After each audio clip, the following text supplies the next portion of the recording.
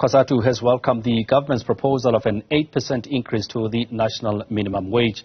The Trade Union Federation says the offer is reasonable as it will ensure that the minimum wage repels inflation. For more on this, we are joined now by Cosatu General Secretary Solly Phetoe. Dr. Phetoe, good evening, and thank you so much for joining us.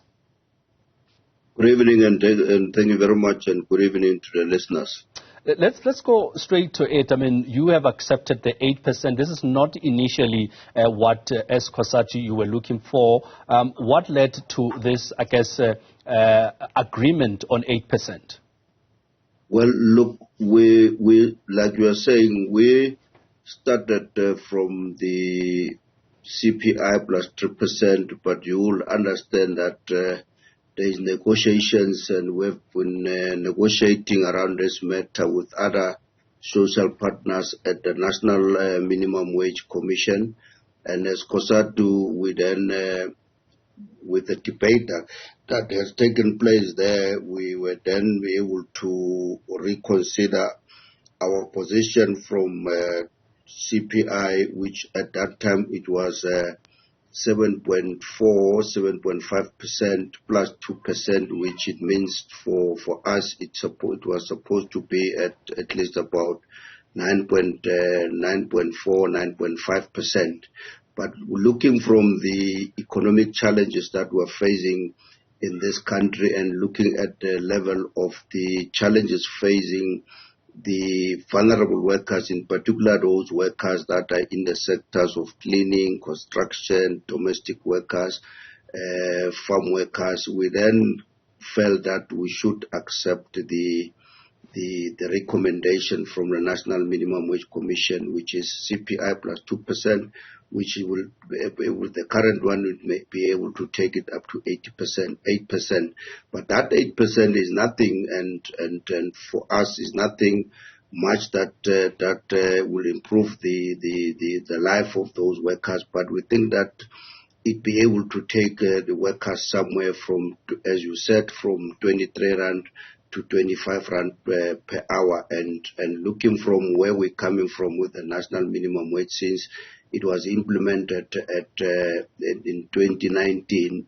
We took it from 20 rand. We have been arguing as Cosatu at that level from where we are. And as I said sometimes, that we are in the process as Cosatu to engage from our National Collective Bargaining Conference of 2021, is that we must move swiftly, quickly to what is called the living wage, so that we're able to move these workers who are facing these challenges of poverty, the cost of living, the food price, everything that is high, and those workers are really, really underpriced. But we thought that for now, let's accept the recommendation of CPI plus 2%, which at least is taking those workers to 8%.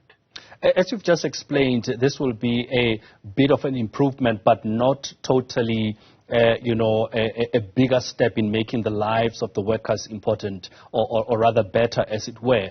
From your perspective as Cosatu, where would you like to take this? I mean, as you say, this is just a settlement, an agreement of sorts, but not necessarily what you wanted.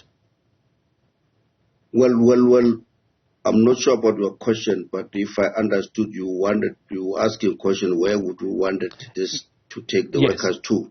Yes. Well, ideally, where would you have loved to take this amount? Like I said, we would love that these workers at least get an increase of 10%, because looking to the challenges that these workers are facing in those sectors, in particular the farm workers, there is no.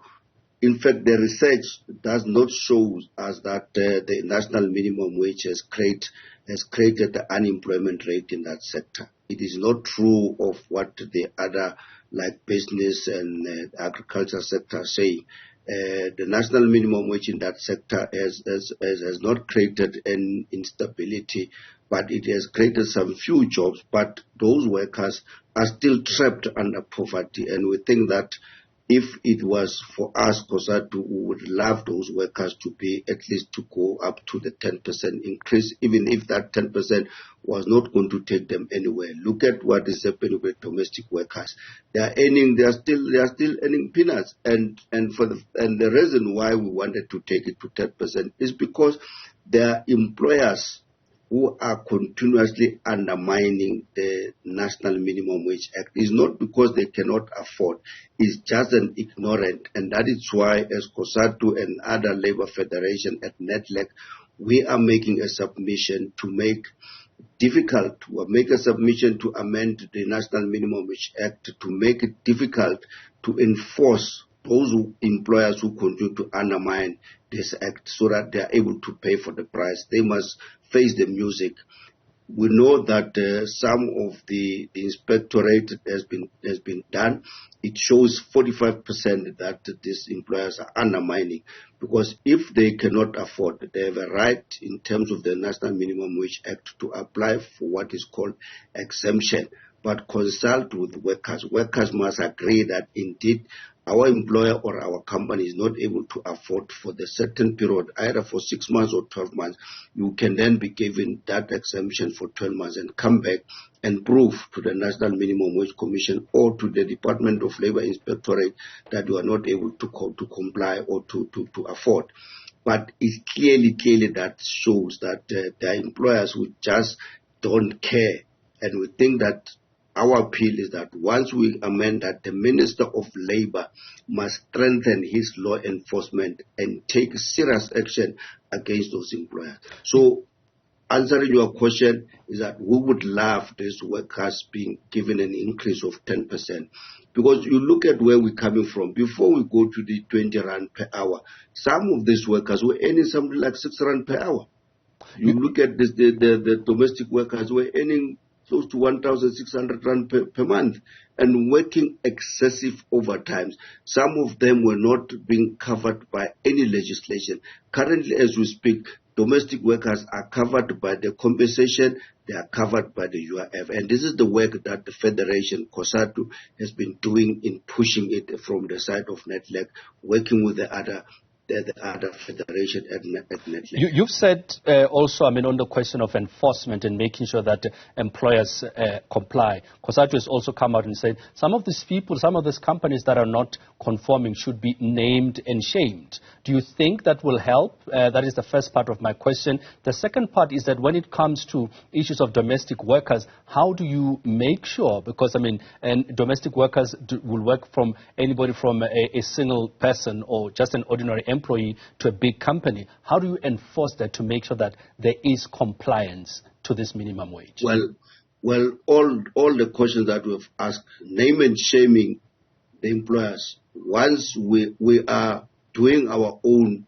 investigation. And definitely, if you look at to the report from the Department of Labor and you look at the report from the CCMA in terms of cases that are referred to CCMA for non-compliance, or sometimes workers are dismissed for demanding to be paid for according to the national minimum wage. Time will come where we are going to name and shame those employers. We will do that. We will do that without any favor or any fear of anybody who knows that he's employed workers and is undermined the National Minimum Wage Act.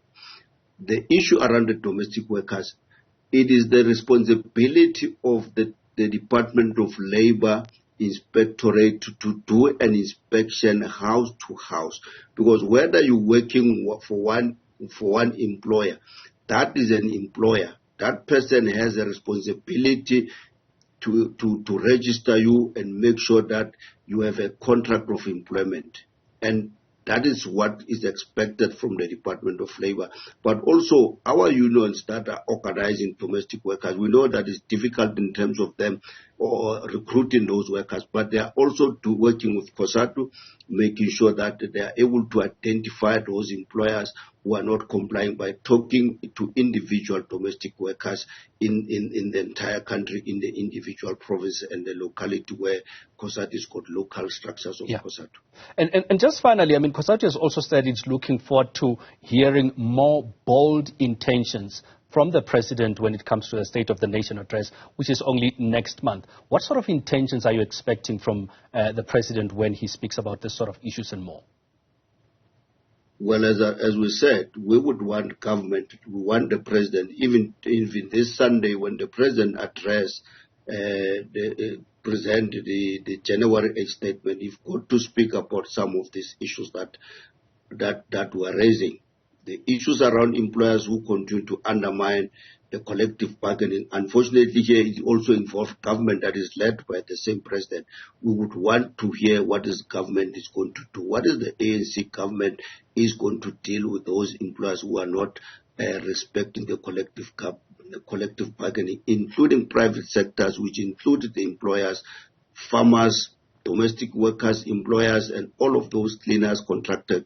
We want the ANC government, but also the President of the Republic of South Africa, when he addressed in the national address, we want him to speak about this, the respecting of the laws. We want him to speak about the program to deal with the unemployment rate that we're facing. How are we going to reduce the unemployment rate? How are we going to reduce the inequalities? How are we going to reduce the poverty that is facing us in this country? But also would love the president of the country, when he speaks in the national address, talk about the program, a very decisive action about corruption, dealing with corrupt people, the corrupt element within government, whether it's a politicians, whether it's official, whoever is implicated in the state capture report, he must face the music. We would want to hear the ANC government talking about the issues about the municipalities that are not complying. Our municipalities are collapsing. And we really want to hear government speaking about this and want the president to speak. How are they going to address these issues? So the 95% of municipalities who are not complying. Currently, as I said to you, we are in Bloemfontein. We have been talking to workers, doing our work listening campaign with our workers, and we are getting reports that there are municipalities who are unable to provide electricity, unable to provide water. And we will want the president to respond on some of those issues. We unfortunately are out of time. Dr. Phetoe, thank you so much, though, for coming through to talk to us. That was Solly Phetoe, who is the Cosatu General Secretary.